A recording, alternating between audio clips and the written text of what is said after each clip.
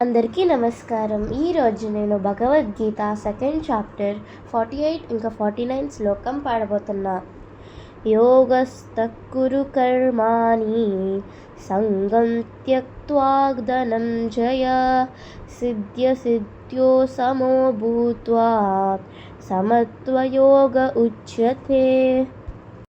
ద్యూరేణ హ్యవరం కర్మ బుద్ధియోగాద్వనంజయ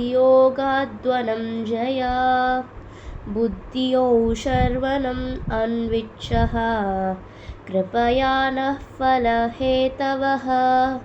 దీనికి మీనింగ్ ఏంటంటే, ఓ అర్జున, విజయము అపజయం పట్ల సమస్త ఆసక్తిని విడిచిపెట్టు, సమత్వ భావనతో విధిని నిర్వహించు. అటువంటి సమత్వ యోగమని పిలువబడుతుంది.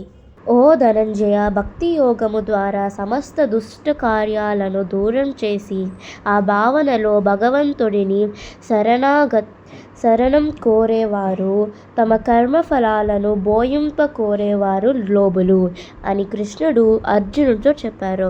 హరే కృష్ణ కృష్ణ కృష్ణ హరే హరే, హరే రామ రామ రామ హరే హరే. Thank you.